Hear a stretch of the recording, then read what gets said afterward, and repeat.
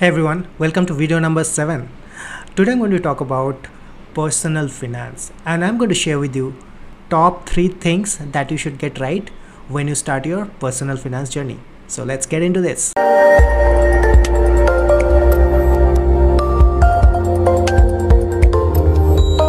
Personal finance is one of my favorite personal topics because it puts you in the path of financial security and it brings you stability and personal wealth in your life. What more can you want? Tip number 1, create an emergency fund.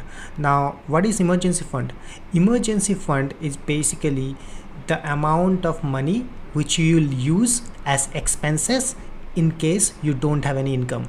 Let's acknowledge the fact, friends, job security is a myth. Forget about private sectors, even government jobs are not secure anymore. So you need to have a pool of money for yourself which you can use in case you end up losing your job. Many people say that emergency fund can also be used for emergencies like disasters and so.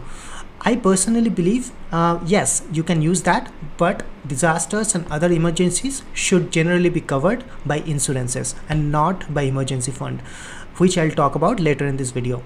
So how much money should you put into emergency fund? In general, emergency fund should have around 6 to 12 months of your expenses, not income, but expenses. Please remember. So in case you don't have any other source of income, or in case you end up losing your job, then you'll be able to use that emergency fund, which is around 6 to 12 months of your expenses, to survive for 6 to 12 months, and within that period hopefully you'll be able to manage another source of income, or you'll be able to get another job. And when I say you, I mean you and your dependents. Now once you have saved your emergency fund, where will you keep it?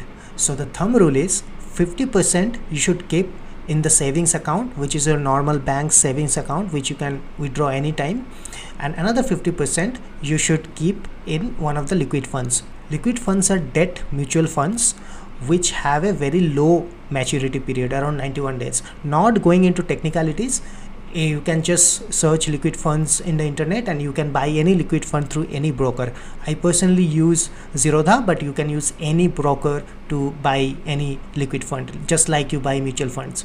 So what is the thumb rule? Thumb rule is 50% of your emergency fund should lie in your savings account and rest of the 50% should be invested in a liquid fund. And why liquid fund? Because liquid fund gives you a little bit of extra return than your savings account.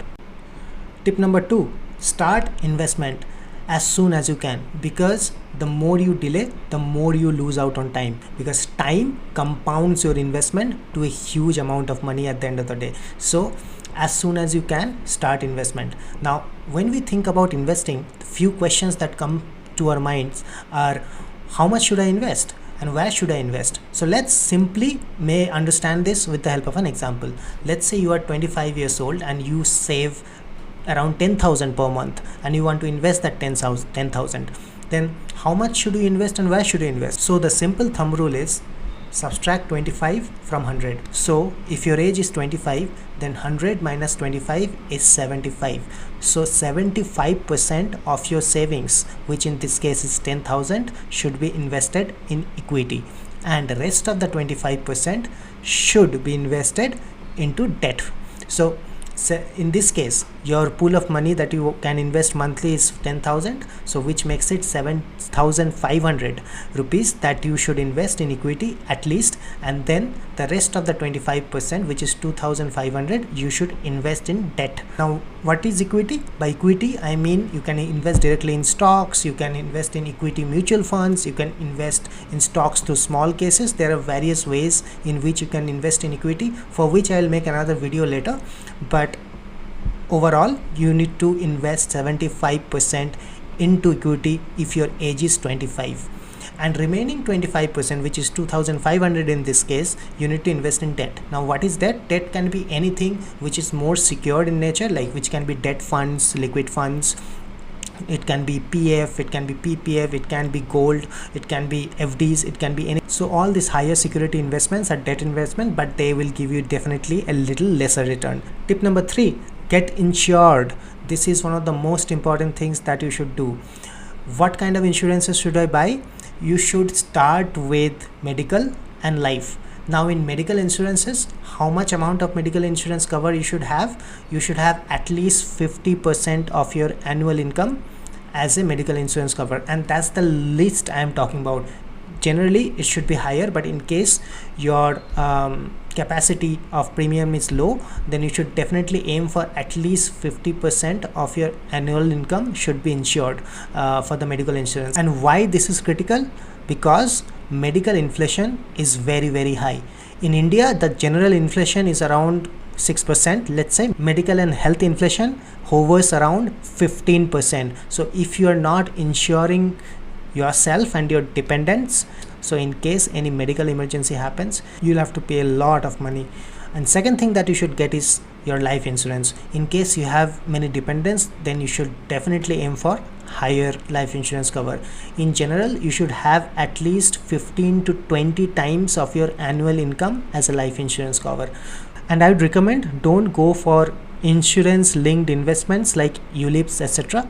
Always go for term insurance, because it will be much cheaper and you will be able to get a lot more cover. And then once you have the medical and the life insurance, then you need to insure all the other valuable things that you have, including your house, including any plot, including high value items that you think could have a chance to get destroyed. You should definitely think about insurance. But the first two things that you need to do about insuring is health insurance and life insurance. Lastly, please note and understand that insurance is not an investment strategy. Don't link insurance with investment. Insurance is about security. Insurance is about hedging any risk of disaster, while investment is about growing your wealth. Don't club this together. Keep these two things separate. So that brings us to the end of the video. I'll keep making personal finance videos going deeper into these topics going forward in my channel. So do subscribe my channel to get the notifications, and don't forget to like, comment and share this video as well. See you in the next video.